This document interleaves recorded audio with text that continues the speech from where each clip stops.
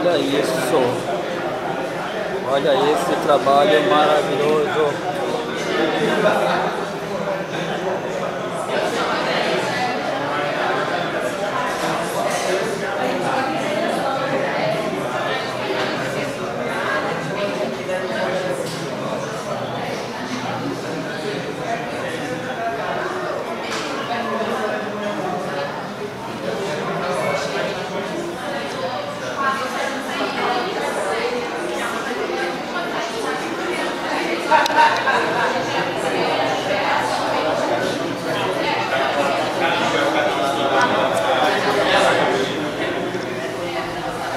Se quiser saber o que está escrito, só printar o vídeo e ler.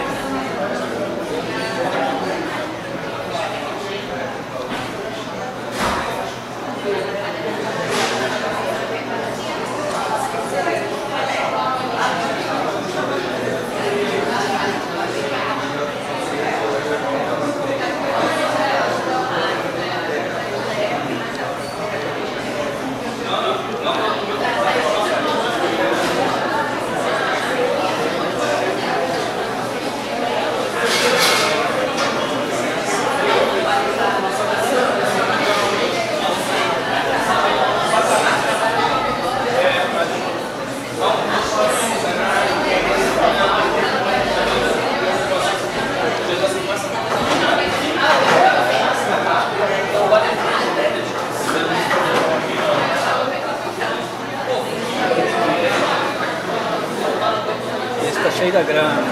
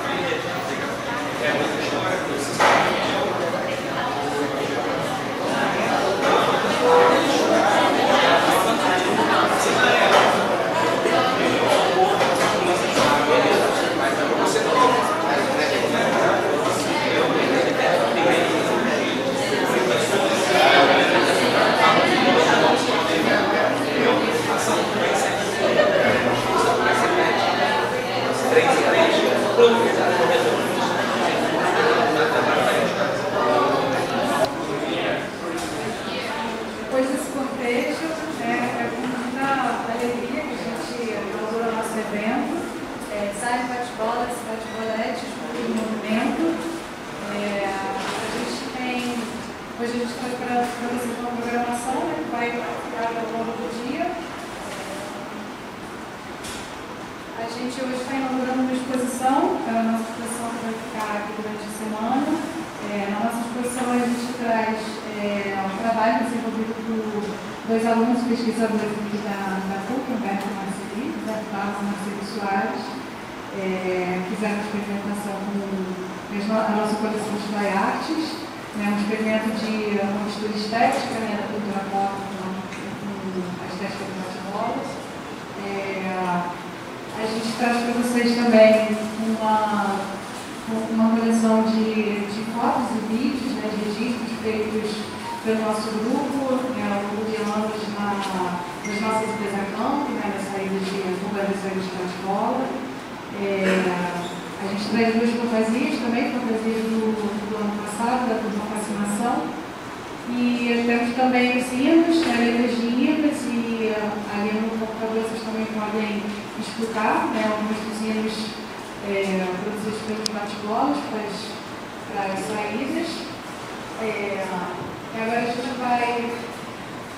Música da Fascinação. Nossa mesa do seminário, com a professora Milene, a professora Eliana, o professor Gamba, Marcelo Índio e Renato Tona. A Priscila vai mediar nossa mesa. E logo mais, a gente vai ter também a oficina de literagem, que vai ministrar a oficina da Cláudia. a cabeça da turma Simpatia, de Guapimirim. E a gente aproveita a ocasião agora também para lançar um documentário que a gente produziu. A gente produziu agora recentemente. Em breve ele vai estar nos nossos canais do YouTube. É o canal do DIS, chamado Mascarados Afro-Americanos, também, projeto do DIS. E a gente vai deixar com vocês aqui o teaser. E é isso. Esse teaser, o vídeo ele fala, é um vídeo sobre a produção da casaca, do bate-bola, né? Ele é resultado de uma pesquisa que foi desenvolvendo no doutorado, resultado de uma pesquisa de 2 anos, né? Acompanhando os barracões de algumas turmas, né? Especificamente a turma Simpatia e a turma Animação. Então, esse é o primeiro vídeo que a gente está lançando, pretende ser inaugurar uma série, né, de outros vídeos que vão trazer o passo a passo, né, todas as etapas, né, de confecção de indumentárias, de peças de indumentária. Pode ir.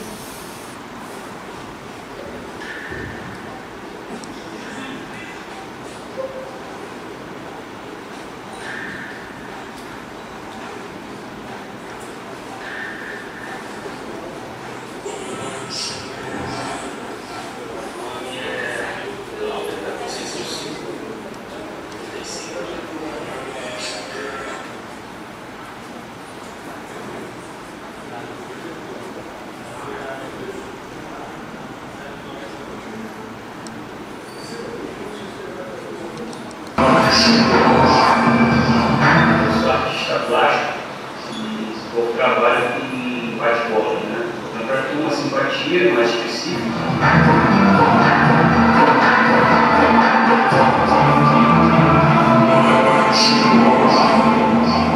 Vamos falar do processo que eu fiz agora para o vídeo que tem.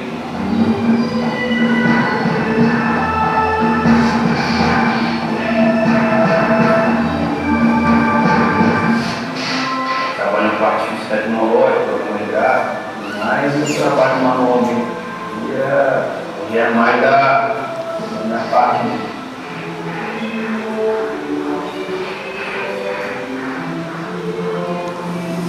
Aí a apresentação do Glauber, a turma Simpatia de Guapimirim.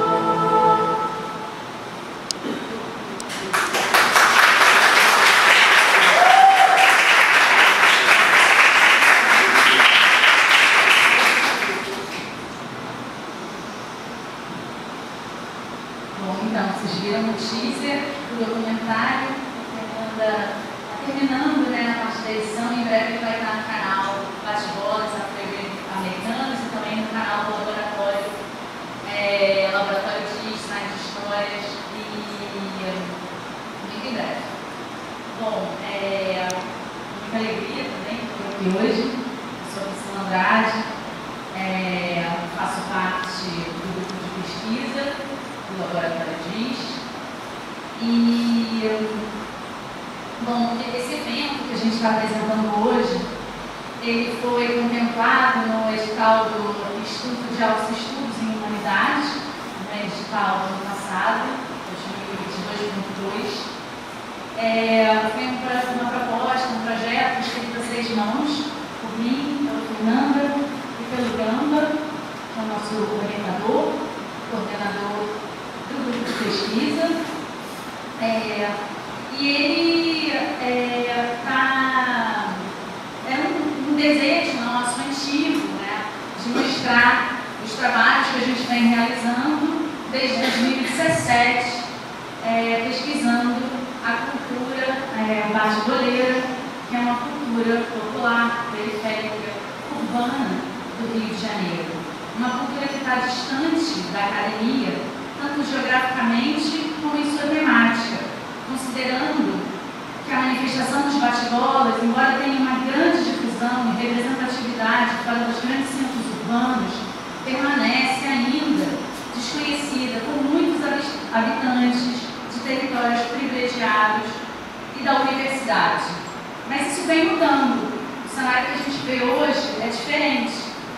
tem mais pesquisas do que quando eu comecei o meu projeto, por exemplo, em 2017, no início, junto com o grupo. Isso deve bastante a pesquisadores de outros centros de estudo, com os quais a gente tem um ótimo relacionamento também, mas há trabalhos que vêm sendo produzidos pelo Laboratório de Design de Histórias, e não só pesquisas, como materializações, como o exemplo da coleção de toys que a gente vê aqui hoje, mas muitos outros. Então vale a pena depois Criação de toys, aqueles bonequinhos. no canal do Diz, nas nossas mídias e tal.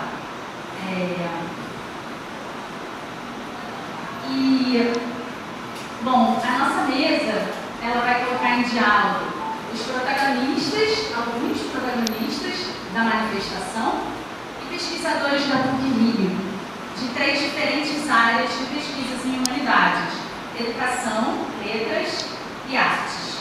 Assim, visamos a troca, a difusão sobre conhecimentos científicos e culturais de natureza interdisciplinar e interdepartamental. Eu agora gostaria de agradecer a todas as pessoas que tornaram esse evento possível, a todos os funcionários do departamento que ajudaram a gente a montar a exposição, a viabilizar toda essa produção, os laboratórios, o MET, estão aqui com a gente na plateia, que vão estar aqui na mesa com a gente. Quero agradecer especialmente ao Edinaldo, do canal Bruno Magia, que veio fazer o nosso vídeo.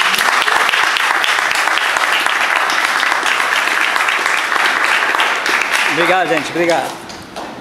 E também ao Buda, o Anderson.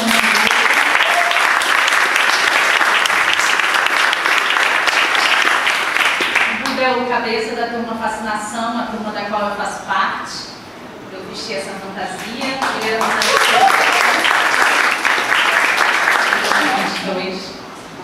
Ele era quero agradecer muito aos alunos que vestiram as fantasias também, as minhas alunas de primeiro período.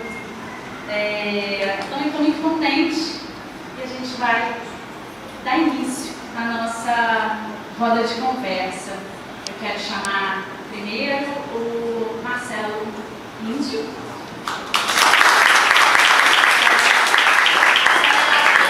Desde 1970, nosso grande amigo, ele participa das nossas pesquisas desde o início. Quero chamar também a professora Milene.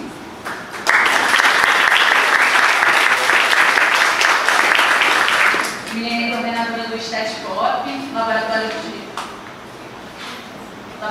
de pesquisa antropológica em estéticas, aprendizagens e cultura pop do programa de pós-graduação em educação aqui da PUC. Agora eu gostaria de chamar também o Renato, o Tona.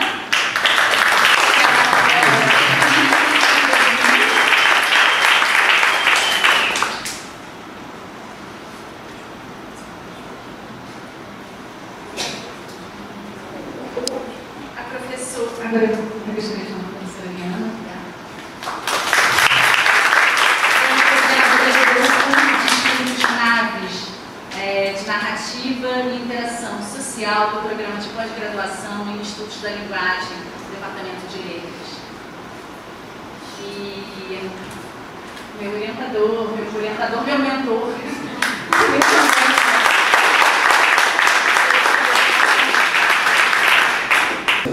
todos aí, a gente começou a pesquisar muito sobre bate-bola, dar mais importância para essa cultura popular. Para começar a falar de bate-bola, tem que voltar lá no passado, século XIX, quando começou a fantasia aqui no Rio de Janeiro, para as pessoas entenderem a transmutação que chegou no bate-bola.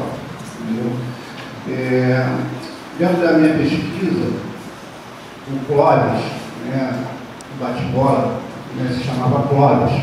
Se chama Clóvis, até peço que não retire esse nome dos livros, falava Clóvis, tem muito a ver com bate-bola. O primeiro nome do bate-bola é o Clóvis, entendeu? Então, isso aí pode se perder, porque o bate-bola é um nome muito mais forte, né? Então, o Clóvis está ficando meio esquecido desse nome. Então, o Clóvis é uma corruptela da palavra clown, palhaço. E esse nome surgiu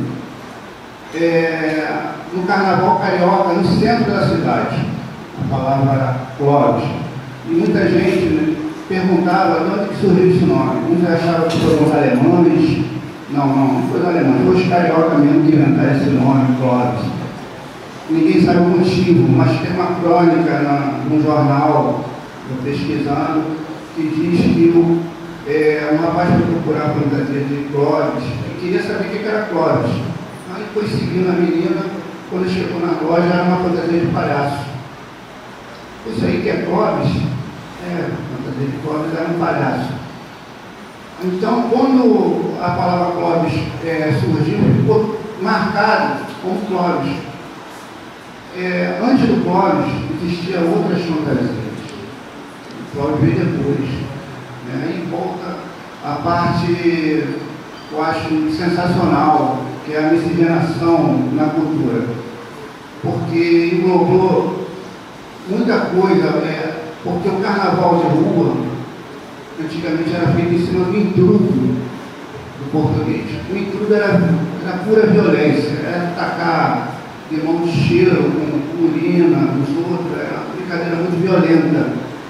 Aí os portugueses cessaram essa brincadeira e trouxeram os franceses para harmonizar o carnaval do povo. Mas aí a parte rica, né, a sociedade rica não queria se misturar com o povo, com os escravos que brincavam também em carnaval. Então começaram a fazer baile, festa em salão com máscaras francesas. Mas não tinha muita graça. Tinha graça no carnaval de rua. E os escravos começaram a fazer fantasia de papel machê na época, entendeu? Diabinho, era muito chamado de Zé Corvinho. O pessoal chamava de Zé Corvinho. Denegria muito a imagem do pobre, mas o carnaval do pobre que era mais divertido. Então, o que aconteceu? Surgiu o diabinho, surgiu o índio, surgiu fantasia de carão, né? E dentro disso começou a existir os cordões carnavalescos e as fantasias que puxavam isso. E o Clóvis também estava lá, quietinho dele, palhaço, né? Ia lá e não tinha tanta fama. Mas quando veio essas fantasias da Europa, principalmente da comédia e da arte, do Peru, Colombina, a pessoa tem aquele lúdico, as pessoas brincar fantasiadas, brincar com o pessoal.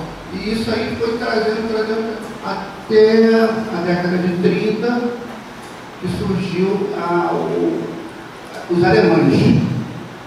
Aí já chega a Santa Cruz, porque tinha um matadouro, né? E as bexigas, elas tinham uma importância no carnaval da Europa. Eles tinham um carnaval da Europa que usava bexiga, já século XV, século XVI, se não me engano, numa cidade na Alemanha e na Espanha. Esses alemães que vieram construir um hangar de fabricação de Zeppelin em Santa Cruz trouxeram essa característica de bexiga, de bater. Até então só existia máscara de papel machê. Entendeu? Clóvis começou a usar máscara de papel machê. No final da década de 50, que surgiu a máscara de tela de arame, em São Gonçalo, não em Santa Cruz, em São Gonçalo. Um brasileiro, criado por um brasileiro. Mas esse brasileiro não quis seguir adiante, seu Dionísio. Quem seguiu foi quem? Seu Armando, que construiu uma fábrica chamada Condal, em São Gonçalo. Essas máscaras ele começou a vender no centro da cidade, na Casa Turuna. De lá ele conheceu o seu Magalhães, outro comerciante também. E essas máscaras começaram a ficar famosas, quilingue, máscara de carrasco. E tomou uma proporção, porque o pessoal de Santa Cruz começaram a comprar essa máscara.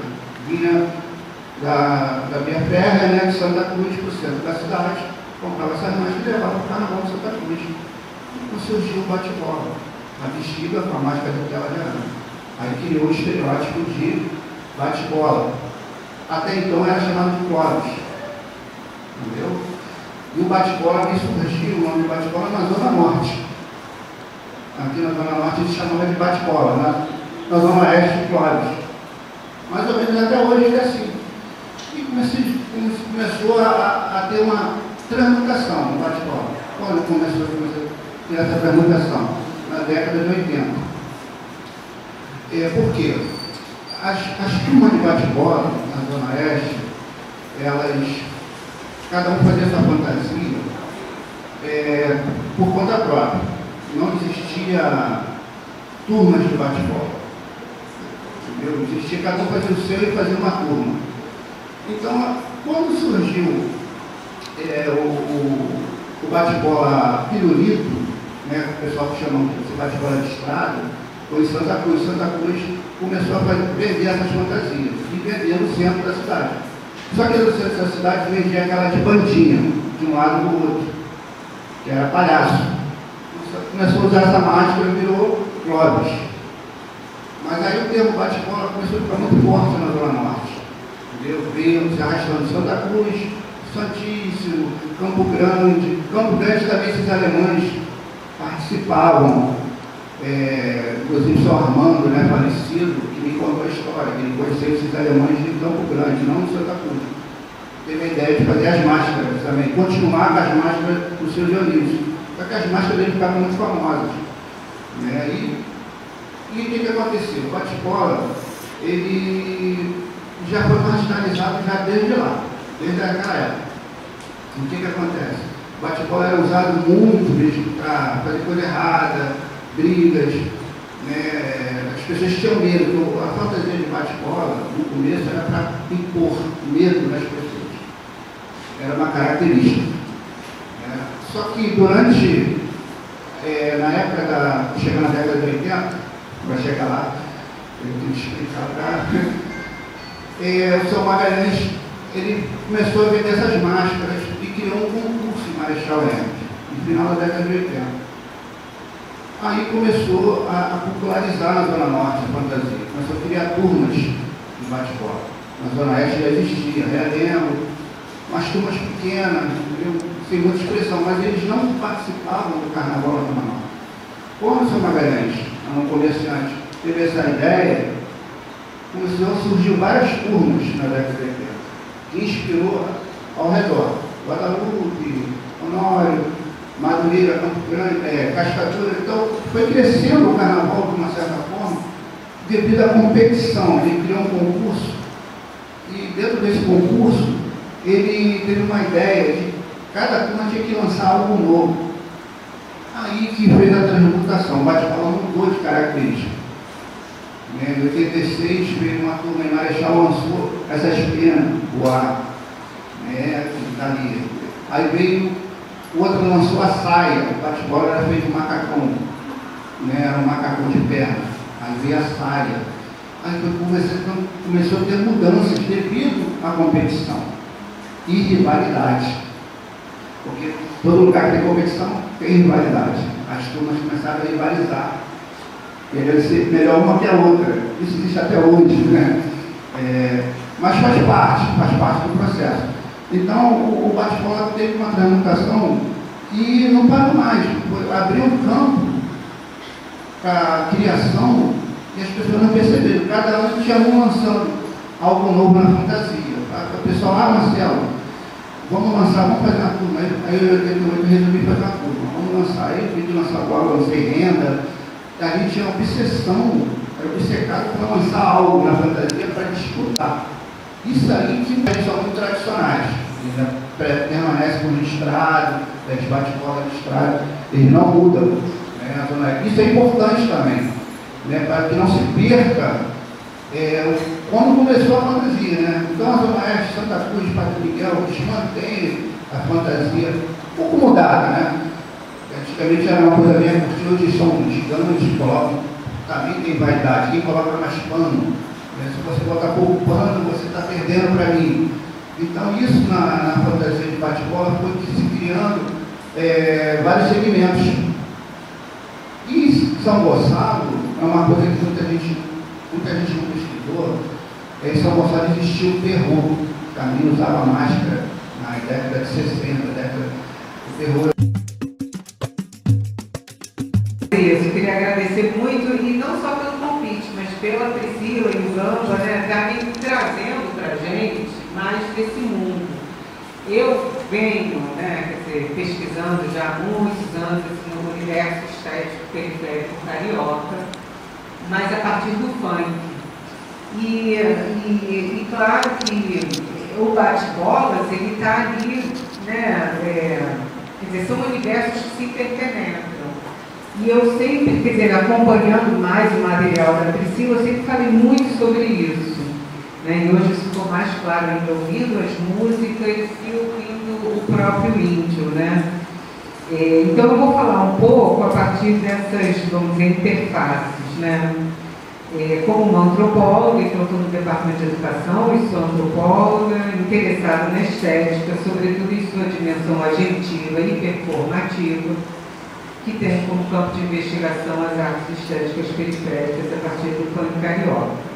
Então eu começo justamente pensando nesse vídeo, né? A gente viu o teaser aqui, mas a Priscila mandou para a gente esse vídeo, que eu acho muito legal, sempre que eu vendo o vídeo, vendo o material que eu conheci também com a Priscila, sempre fiquei muito instigada por aquilo que vaza, vamos dizer, da imagem que está mais se buscando ali representar, circunscrever, guardar, né? Quer dizer, o que vaza dessa esfera da festa e que está para além da fantasia e dos seus materiais. Então, me fascina muito como a imagem pode nos abrir para esse mundo popular carioca que produz também as escolas de samba, né? Quer dizer, essa riqueza sobre o qual o índio está falando, né? Quer dizer, como a gente vê pelas roupas cotidianas, como a gente vê na música, né? O mundo que vai se produzindo ali, que nem por isso é tradicional só, né? Então, isso vai se refletir no próprio repertório a que recorrem os criadores do bate-bolas na produção de suas fantasias. Né? Então, uma outra fonte de fascínio para mim sempre foi esse trânsito do pop nesse popular carioca, né? Que o funk mostra e que o bate-bolas mostra também de modo muito preciso e claro. Né? Então, é assim, seguindo o fio de pensar apropriação como criação. Então, estou, fecho muito com o índio, muito interessado nessa criatividade, que eu vou conduzir essa minha breve fala. Né?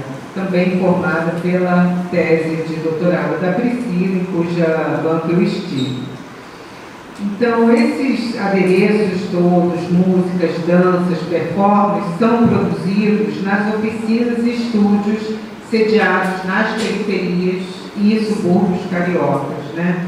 Um mundo popular que há décadas a gente definiria com tranquilidade como sendo próprio às classes operárias, mas que hoje talvez a gente possa conceituar ou adentrar, né, de modo mais profícuo por meio da relação com os bens de consumo. Essas materialidades que são disponibilizadas de modo massivo pela indústria e pelo mercado, mas que ao mesmo tempo mostram um consumo que está mais a serviço da criatividade do que da pasteurização, né, da homogeneização. Um consumo que é também um gasto ostentatório, né, que se realiza como um gasto ostentatório, que é um pouco, a gente escuta até nas letras, acho que o índio também fala um pouco disso, né? De como a gente não quer guardar, de como a gente quer aproveitar a festa, de como a gente quer esse consumo, né? Consumo no sentido de, isso, você prepara a festa, produz, cria, ensaia, depois queima e destrói. A festa é muito curta, né? A saída do cortejo, né? Como nos fogos de artifício que a gente vê consumido na saída das turmas e também na saída das escolas de samba. Então é assim uma criatividade popular em um carnaval massificado que nos mostra os bate-bolas com suas fantasias, né? De repente a gente vê o rosto do Steve Jobs, ou um personagem da Turma da Mônica, ou um Wolverine em substituição ao tradicional São Jorge. Aí eu estou também lembrando das criações do Buda, né?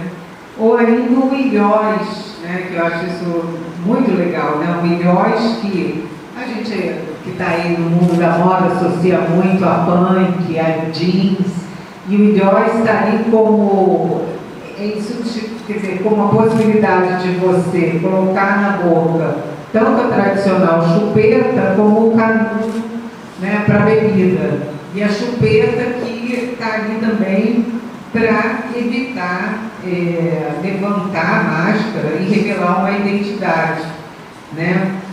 Então, você mergulha no mercado, inclusive o de quinquilharias, para permanecer sendo também tradicional, não só, né? Então, o tempo inteiro essa tensão entre tradição e invenção. Então, se o funk carioca se apropria de sonoridades, falas, vozes, samplers, e tudo isso que eu estou falando, eu estou pensando junto com um argumento que eu estou desenvolvendo num artigo, que vai ser em breve publicado na GIS da USP, a gente vê que no caso do bate-bolas, essa imersão imagética nesse mundo pop, que vai produzir sua singularidade, né? O mundo pop é que se tem acesso por meio da indústria cultural, né? Então, a produção da festa dos bate-bolas é, assim, a própria negação do purismo com o qual tem que se definir a própria cultura popular, né?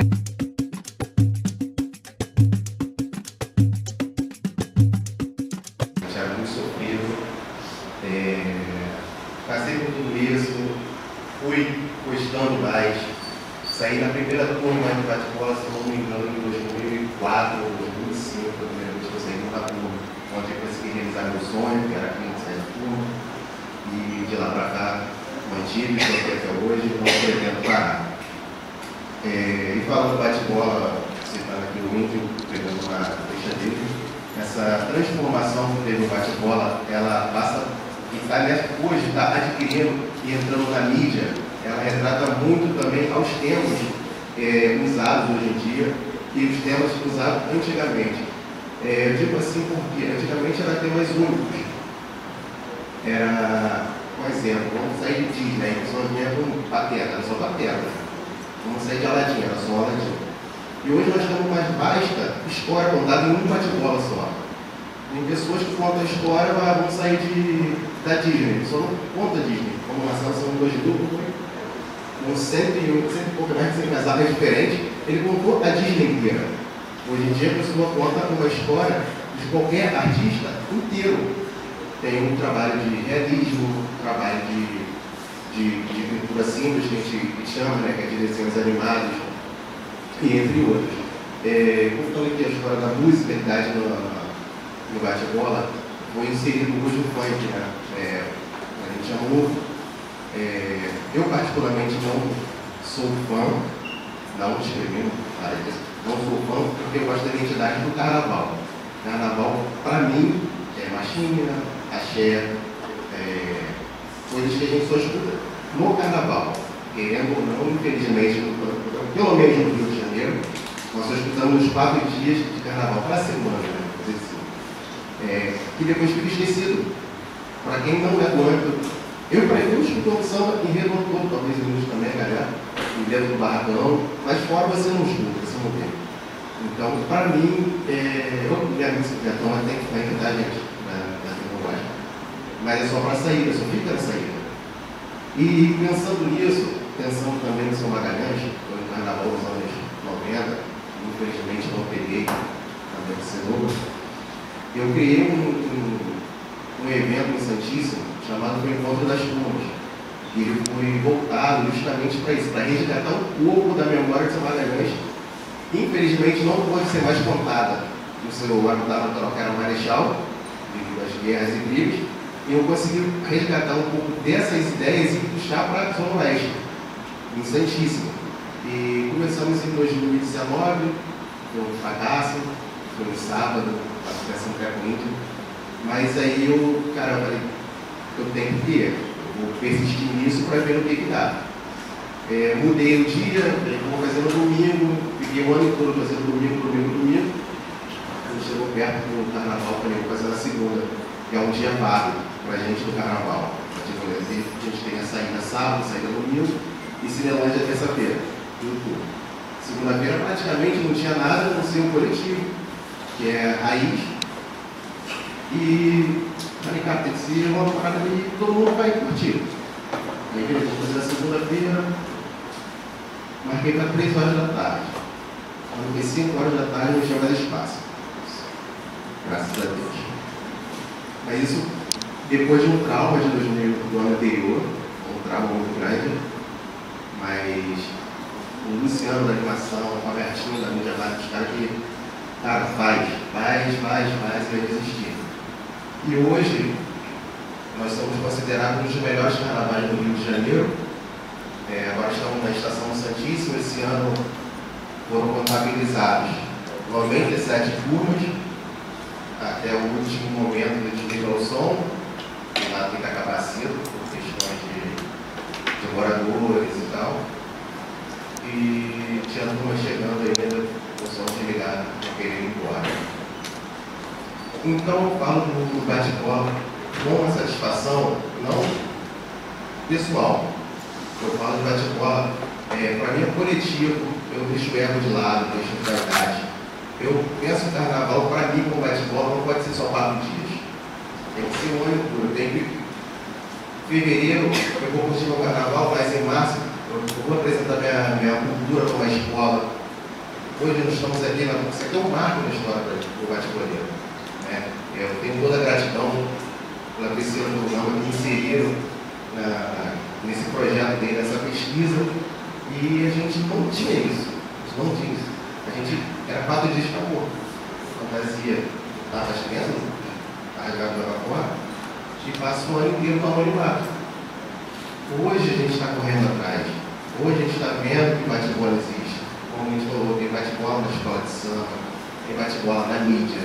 Tem repórteres de outros países querendo investigar o que é bate-bola. Se chegasse na Zona Sul, ninguém sabia o que era bate-bola anos atrás. Hoje a Zona Sul conhece bate-bola.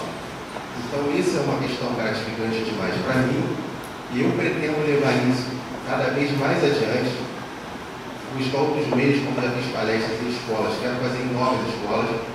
O projeto que o Índio tem, que eu acho muito bacana, que é o museu, tem que sair do papel, sair do cantinho. Os bate-boleiros têm que se juntar, tirar o ego do lado, tem muito ego no nosso meio ainda, mas eu creio que isso vai mudar muito. Estava falando com o Buda mais cedo.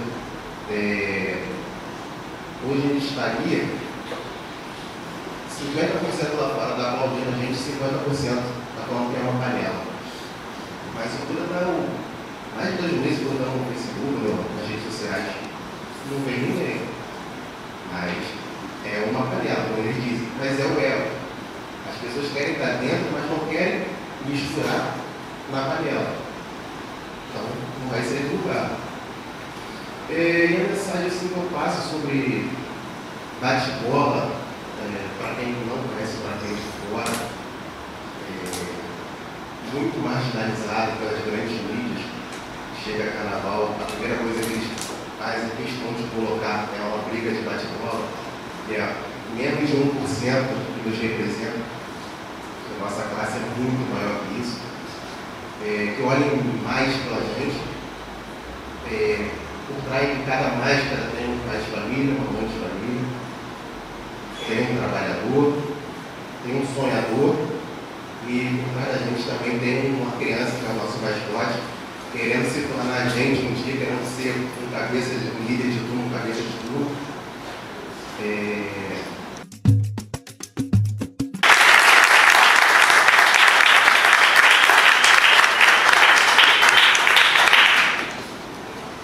Obrigada, Renata. Obrigada. Agora eu que não tenho mais nada para falar. Gente, queria agradecer muito. parabenizar a organização do evento. Muito bonita, uma alegria enorme estar aqui. Eu vou falar de um lugar talvez um pouco diferente de todos vocês, que é o lugar de quem não entende nada de bate-bola, ou melhor, não entendia, né? Até começar a interagir com a Fernanda, que eu vou contar um pouco essa história, né, de como foi a minha aproximação com esse tema e por que eu estou aqui. Conheci a Fernanda no semestre passado. Eu sou professora do Departamento de Letras, eu dou um curso de Introdução à Análise do Discurso e trabalho com análise de narrativa, que é uma área dentro da análise do discurso que pensa uma relação constitutiva entre narrativa, que as pessoas contam, não as narrativas literárias, as narrativas como essas que a gente está ouvindo aqui, né? E a constituição da memória, né? A constituição do mundo social. E quando a Fernanda me procurou para fazer o curso de análise do discurso, ela me falou que o tema dela era de bate-bolas, e a minha primeira reação, né, a esse tema foi de muita curiosidade. Que tema peculiar! Para mim não era, né, uma coisa muito comum, como, né, vocês já disseram, não é um objeto muito comum de estudo, né, talvez até um pouco invisibilizado, né, nesse contexto da academia. Mas uma reação imediatamente posterior são das minhas lembranças de infância, né? Eu, como uma criança criada na década de 80 na Zona Norte, né, me lembrava do carnaval de rua e dos bate-bola, mas morria de medo, né? A minha lembrança dos bate-bola era lembrança de medo, dos palhaços maus, do barulho, né, da violência. E descobri que essa não é uma memória só minha, né? Depois que Fernanda me convidou para participar do evento, comecei a assuntar, comecei a pesquisar na mídia, né, como é que era a abordagem sobre os bate-bolas, e descobri que essa é uma memória coletiva, né? No campo da análise do discurso, a gente tem uma categoria de análise, uma forma de olhar para a maneira como as pessoas usam a linguagem, que a gente chama de colocação. Colocação nada mais é do que observar as palavras que andam sempre juntas, né? Porque a gente entende que palavras que andam sempre juntas criam uma forte vinculação entre elas, né? A ponto de alguma maneira, guiarem o modo como a gente compreende certos conceitos. Então, vou dar um exemplo, né, do meu tema de pesquisa: refúgio e crise. São duas palavras que estão sempre juntas, né, e que se vinculam, criando uma naturalização, né, criando uma cristalização que é muito difícil de combater. E aí, numa pesquisa muito despretensiosa, né, com nenhum rigor metodológico, mas que eu fiz para preparar o que eu gostaria de falar aqui, eu fui olhar quais eram as colocações, né, quais eram as palavras que andam sempre juntas dos bate-bolas. E constatei, tristemente, né, que medo, confusão, tiro, pobreza, escravo, para falar dessa lenda, né, que eu não sei se é verdade, né, de que os bate-bolas eram escravos fugidos, disfarçados. Ouvi falar muito isso na imprensa. E fiquei pensando no poder dessas associações, né, e de como é que elas constroem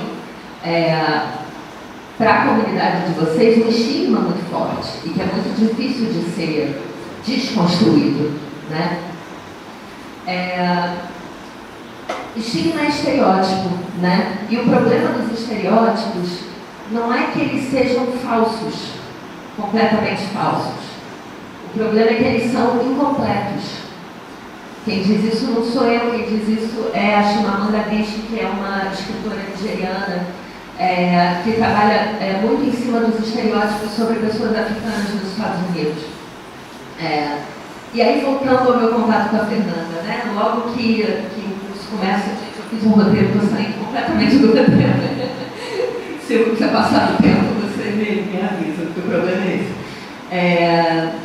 Voltando, né, à interação com a Fernanda, quando eu comecei a olhar para os dados que ela trouxe, dados que ela fez de entrevistas com pessoas do movimento, olhando para o documentário que eu também assisti, né, a versão, acho que quase final dele, olhando para os hinos, olhando, né, para o que vocês montaram aqui nessa exposição, a primeira coisa que me impressiona é um certo descompasso entre essas colocações que eu vinha falando, né, e o tipo de palavras que acompanham essas produções a que eu fui apresentada pelas mãos da Fernanda, né?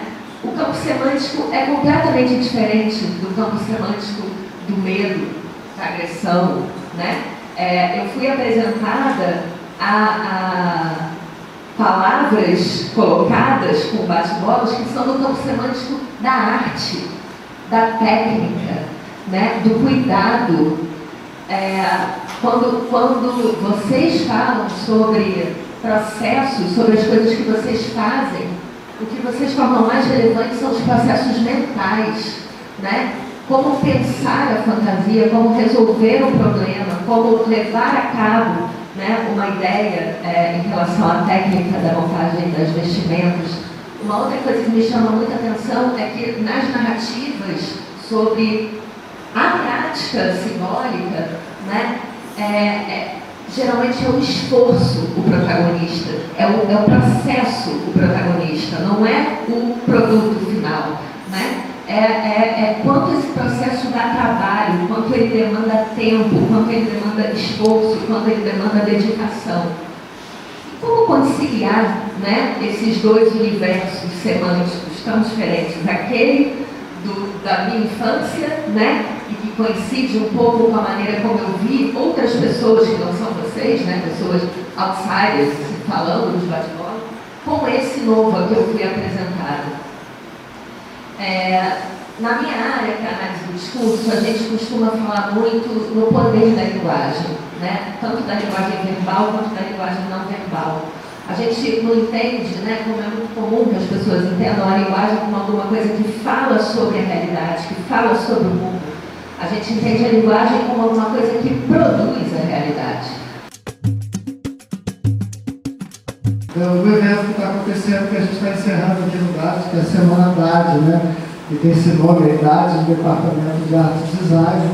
E o prazer de a gente poder estar com essa galera aqui no Departamento de Arte e Design, e por que a gente está no Departamento de Arte e Design. Então foi ótima a colocação, Ana, porque o que eu tinha preparado para contar tem muito a ver com essa dualidade que você está falando, né?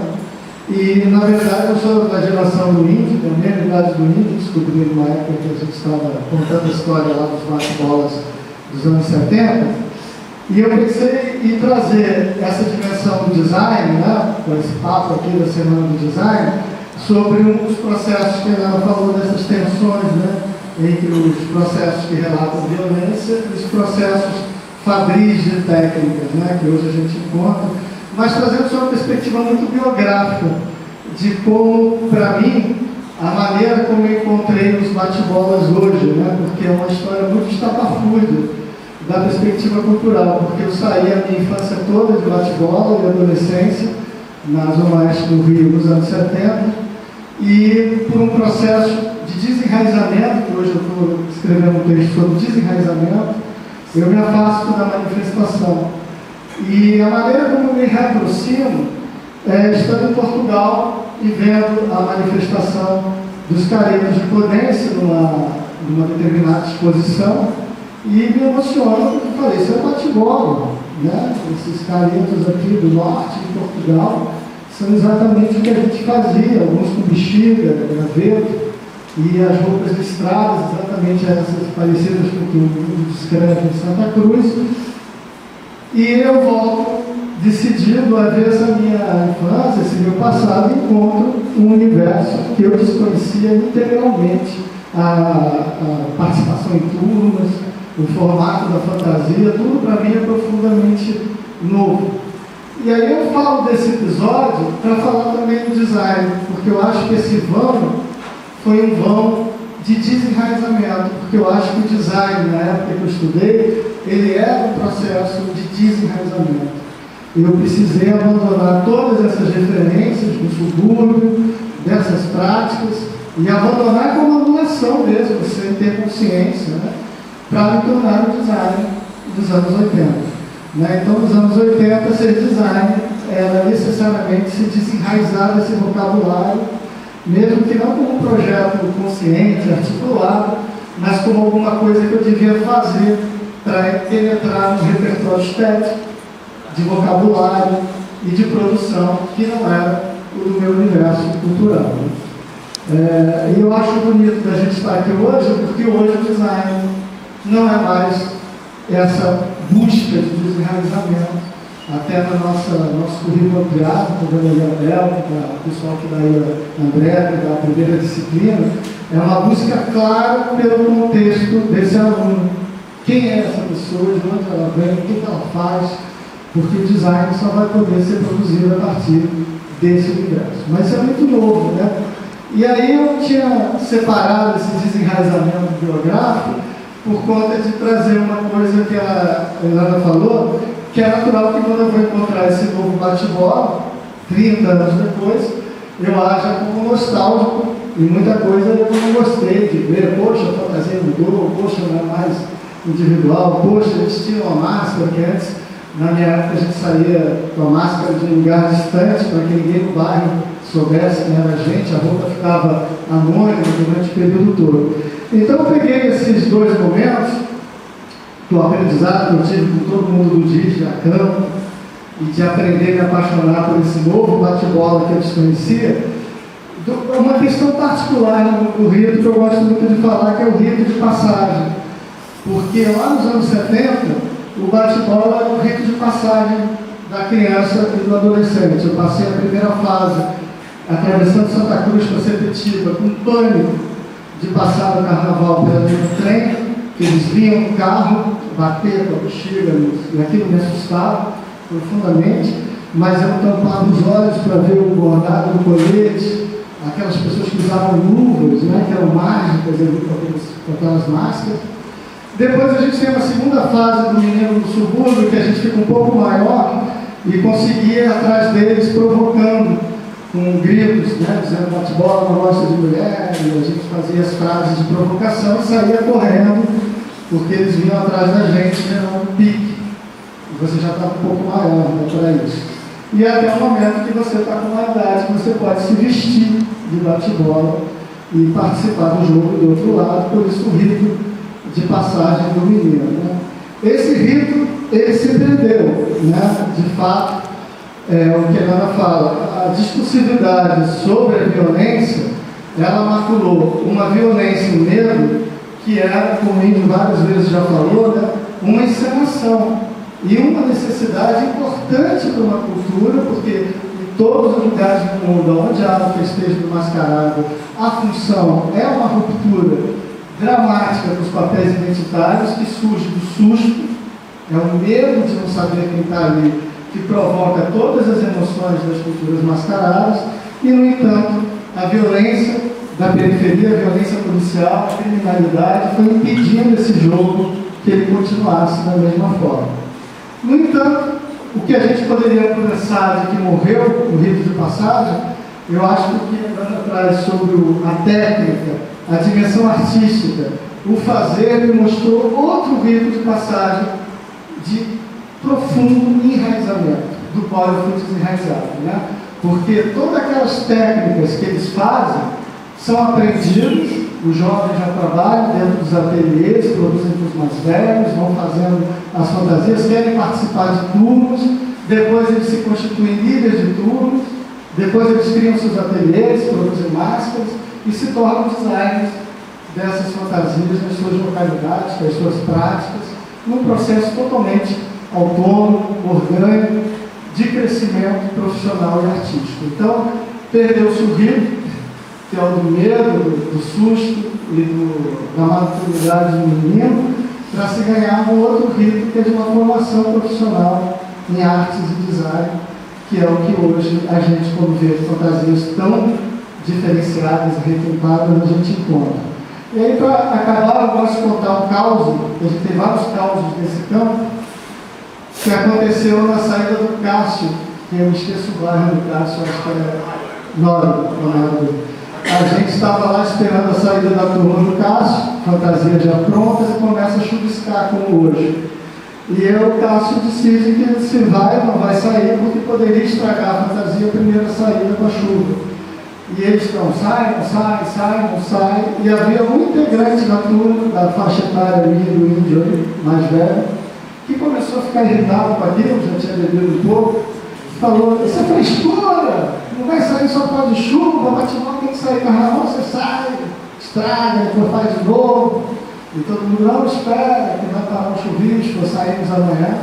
Ele foi, como ele não podia desobedecer a ordem lá da turma, ele ficou irritado, foi para dentro da casa, virou a fantasia toda do avesso, pegou uma máscara velha, para não estragar a máscara da fantasia da criança, uma máscara de látex, que estava toda destruída, botou e saiu no meio da chuva e falou assim: eu vou sair, não importa o que vocês façam, eu vou sair de bate-bola. E aquela figura, porque a fantasia do lado do avesso, cheia de costuras, ficou uma coisa totalmente estranha. E aí eu vi as crianças, que hoje não tem mais medo de bate-bola, porque eles querem botar as roupas bonitas, querem estar com os tios, com os pais, vestindo a fantasia, e estavam ali, quando viram aquela figura, saíram correndo. E uns pegaram os pais, as mães e tal, e os adultos começaram a rir da brincadeira que aconteceu ali. E eu me lembrei: olha, nasceu o bate-bola dos anos 70 ali, na brincadeira do senhor que não queria esperar o dia seguinte. E eu acho que isso se juntou essas duas experiências, né? A técnica que estava impedindo, quando vou sair na chuva, porque senão estraga o colete, e a brincadeira do medo, de assustar, se reuniram. Então também nada impede que, nesse decorrer de tanta finança que eles geram o tempo inteiro, que esses outros ritos voltem também, né? E que a gente tenha um país menos desigual, para que a perseguição, o pique, o medo seja possível de ser vivido como qualquer outra emoção, que não tem que ser demonizada, mas ser uma possibilidade de rito de passagem, porque eu acho que, para mim, como criança, foi talvez a experiência que me levou a trabalhar com teatro, com dança, com tudo, foi a experiência do medo do bate-bola. Então não é absolutamente nada negativo. Isso que a Ilana fala, de todo mundo que lembra do medo, teve esse trabalho aqui da Karine, que fez um vídeo sobre o medo do bate-bola, e eu não vejo necessariamente nisso nada de negativo, porque não é medo de um assaltante, não é medo de um criminoso, é medo do mistério, que a Helena falou, desse mistério que nos encanta e que nos deixa profundamente no limite do encantamento, com medo também. E só para citar, a gente também está aqui tendo esse mês a presença do professor Luiz Godinho, do Recôncavo Baiano, que estuda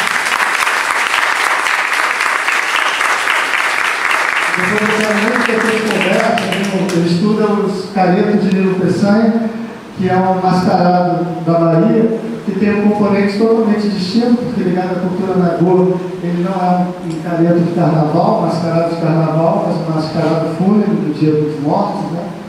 do Dia de Finados, e que veio trazer um pouco dessas experiências para a gente dar continuidade, porque eu acho que uma das maneiras da gente pensar e se tornar também mais reflexivo é juntar com outras culturas de mascarados, né, que estão aí e que querem muito conhecer também os bate-bolas. Bom, obrigado a todos aí.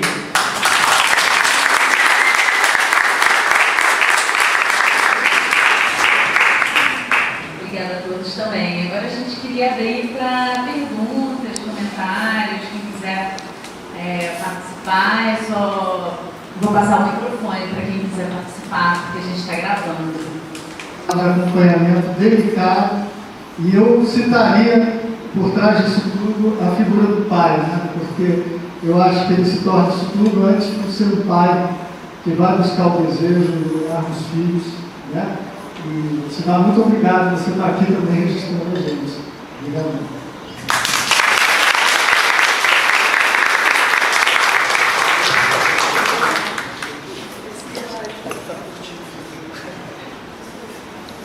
Eu queria fazer uma pergunta, né, entre eu vi de duas maneiras em relação a, como posso dizer, uma curiosidade, uma observação que eu tenho em relação às duas manifestações, escola de samba e bate-bola, que atualmente a gente tem muito uma tentativa de trazer temas nacionais nessa escola de samba e tentar tirar todo o internacional, entre aspas, nessa escola de samba. E, ao mesmo tempo, o bate-bola, a gente tem essa maneira de trazer a cultura pop como uma maneira de integração e uma maneira de trazer público, trazer outras pessoas para identificar como uma manifestação popular. Então, eu queria muito ouvir vocês sobre essa não sei se ferramenta, mas enfim, esse trazer a cultura pop na manifestação do bate-bola.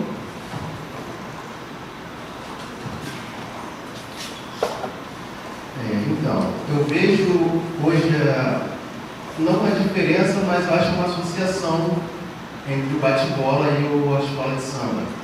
Como eu falei, o bate-bola antigamente era muito vago de ideias. Era um tema simples, uma fantasia simples para a época também. E hoje os bate-boleiros, eles não chamando mais de tema. Puxamos isso da escola de samba, nós chamamos de enredo. Nós contamos todo o enredo num bate-bola, desde a máscara até a lycra. Então, toda a cultura está ali. Uma frase que eu não lembro que foi no Buda, que é o bate-bola, o personagem não pode se limitar só a uma coisa. Não é porque o Wolverine que ele não pode ser um cavaleiro, que ele não pode ser. Ele tem que ser. Então eu vejo essa comparação como uma junção da escola de samba para o bate-bola.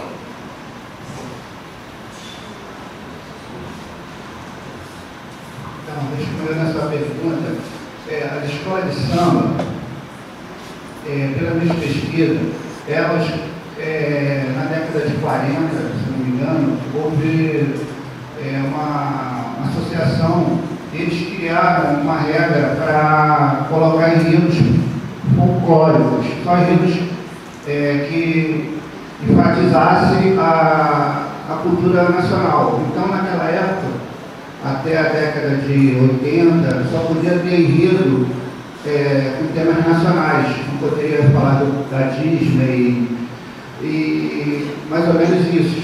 Entendeu? Que hoje não, hoje está liberado qualquer tema, né? O próprio Paulo Barros, ele coloca muita coisa, né? Americana, inglesa nas fantasias. Em relação aos bate-bola, essa parte lúdica que tem do bate-bola de brincar, então, quando começou o espirulito, existia muita coisa de colocar temas de terror, máscaras de terror, entendeu?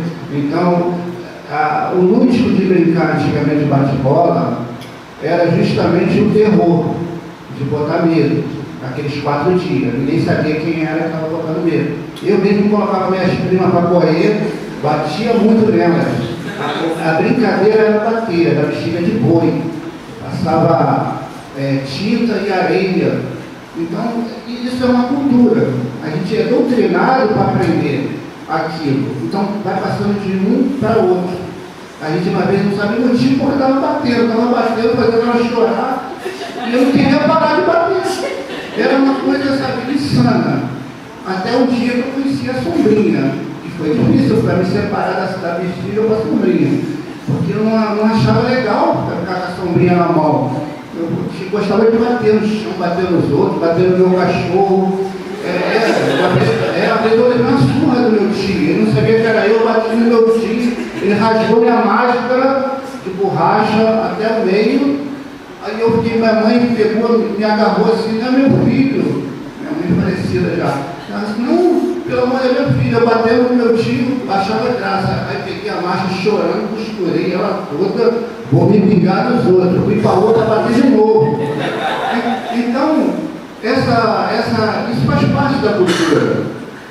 Isso lá na Europa, acontecia muito isso, porque o carnaval justamente, o carnaval é uma data católica.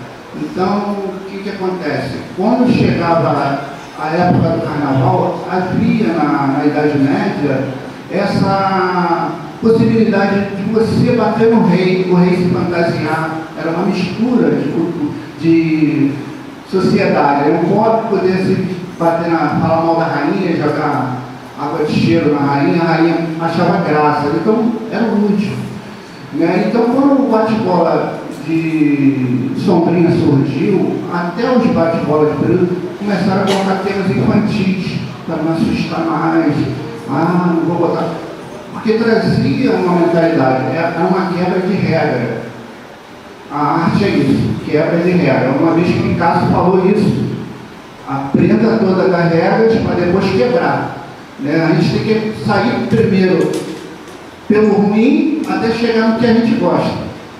Eu até peço para vocês pesquisarem, acho que no YouTube tem A Sagração da Primavera, não sei se vocês conhecem esse filme, é uma peça de balé feita pelo russo Igor Bandisky.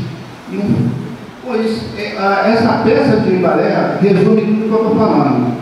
Até 1913, se eu não me engano, essa peça de balé ela foi uma revolução na música, porque o erudito, a plateia assistia a uma peça de balé, aqueles pessoal tocando na orquestra, música no violino. Aí esse rapaz, esse Igor Bandisky, com um coreógrafo muito louco, ele mais louco que eu, fizeram vou fazer essa analogia para você entender. Ele fez essa peça de balé, começou a botar tambor, bateria, aí o pessoal começou a sair chamaram a polícia, e eles continuaram dançando, uns achando legal a quebra de regra, né, na época, e outros achando absurdo. Não, vamos quebrar, não deixa. Foi até o final, a peça dura 30 minutos, conta a história de uma lenda russa, né, que uma menina, ela fica dançando até morrer, é um ritual, entendeu? Tem tudo a ver com o carnaval, é ritual. Ela é escolhida na tribo, ela fica parada toda torta, e aquilo espantou a sociedade da época. As pessoas começaram, mas daquilo ali começou na arte, em outras partes da arte, achar que tem que ser quebrada a regra. É por isso que o bate-bola chegou nesse estado hoje. Isso foi uma quebra de regras. A gente não aceitou ficar naquela coisa de ficar batendo nos outros. Ah, vou bater, vou tirar sangue da minha prima, bater no meu cachorro. A arte nos proporciona isso. Né? O design, como qualquer tipo de arte, nos proporciona a mudanças. A arte, ela se transforma, ela tem uma parte quântica nisso, né? Ela faz uma curva. Né? Faz uma curva, né? Londres, né? Que fala, né? A parte quântica. Então, está tudo na nossa consciência. Então, tudo que pode ser criativo na arte, há mudanças também. Entendeu? E isso que mudou a fantasia. Tomara que tenha entendido o que eu tenha falado aí.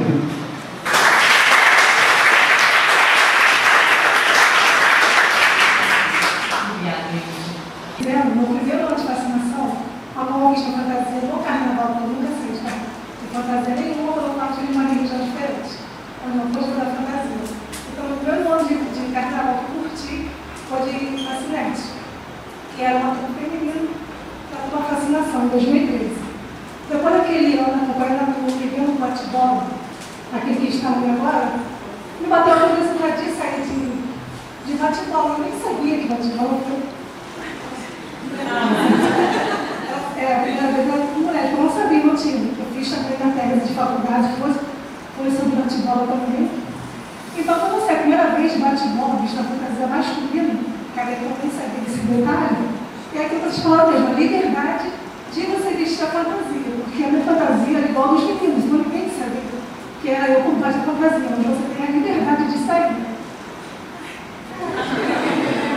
E eu também fiz essa transgressão que ele falou, da infância, onde eu morria com medo, cantava musiquinha, tinha medo, com medo de sair, depois a curiosidade de saber quem era, e depois, na fase adulta, de vestir a fantasia do bate-bola.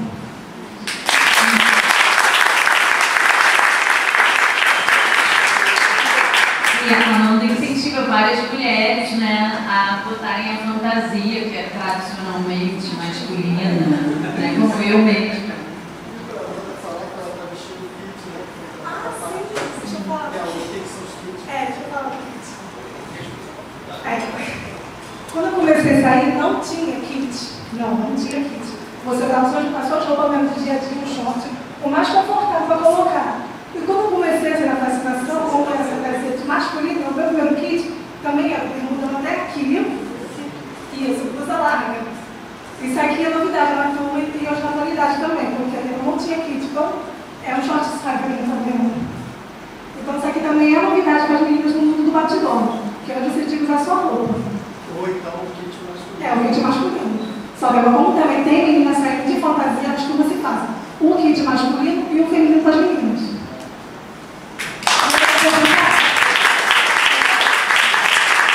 Só para a gente também explicar a exposição, que além da fantasia tem um kit, que é a roupa usada por baixo, uma fantasia muito quente, pesada, onde eles vão em alguns lugares, pode tirar a fantasia, que está com o kit por baixo, e que envolve um monte de coisas, né? A individual pode falar, mas geralmente o porta-caneca, a identidade visual do tema daquele ano, às vezes bolsinha do celular, a bolsa do celular.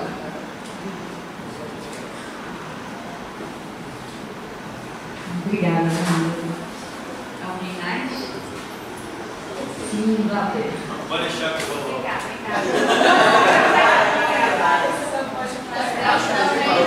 A volta e essa aí. Até o microfone tem que conter. Então, gente, boa tarde, tudo bem? Aqui do lado do mestre Marcelo Índio. Eu sou da nova geração, eu e o Tona, nós somos da nova geração, só tenho que agradecer a estrada, né, que ele fez para a gente ir, para a gente caminhar, e está aí hoje falando com vocês.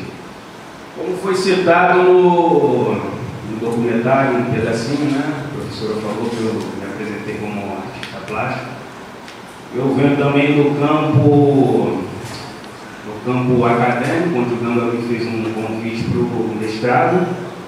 Eu sou arquiteto urbanista e sempre trabalhei com arte, sempre desenvolvi arte desde de menino, né?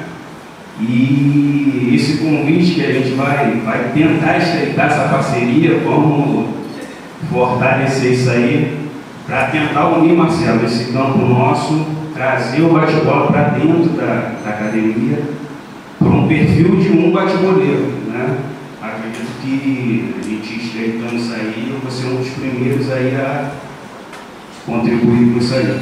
E agradecer a vocês e dizer ao Buda lá também, que já está aqui também há mais tempo, está nessa estrada aí também, fez um campo aí para a gente atravessar, e dizer que isso aqui é um sonho para a gente, né? Fortalecer e dizer o porquê que o bate-bola existe. Mostrar esses dois campos, que é muito importante, o campo do medo e o campo artístico, o campo tecnológico, o campo industrial também, que o nosso campo, o Marcelo também pode falar muito bem sobre isso. E desenvolve uma economia muito forte dentro do setor, onde a gente emprega muita gente, onde a gente desenvolve muitas profissões, né? Artesanais, industriais, enfim, é um campo extenso. Então, só tenho a agradecer a vocês, tá bom? Me desculpar um pouquinho pela fala, estou um pouquinho nervoso também. A princípio não sou tanto, mas agradecer aí a todos, agradecer a Fernanda também, que me deu essa oportunidade, foi lá, conheceu o nosso lugarzinho. Eu sou do interior do estado do Rio de Janeiro, mais para a região metropolitana. Então também é um pouquinho fora do contexto do que é o bate-bola, também é bom frisar sobre isso. É uma manifestação cultural onde o Marcelo estava falando aqui que é mais da região da Zona Oeste, Zona Norte. Eu já sou do interior do estado, então a minha busca pelo bate-bola também já foi totalmente diferente do que é inserido no contexto geral. Tá? Então, obrigado mais uma vez e vamos em frente.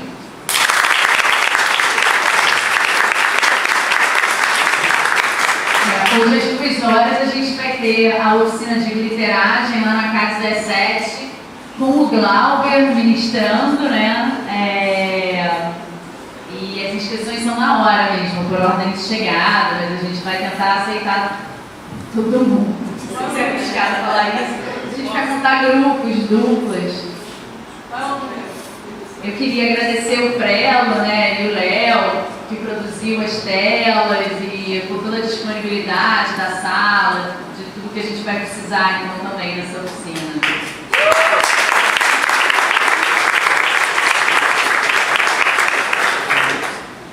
A gente vai encerrando então.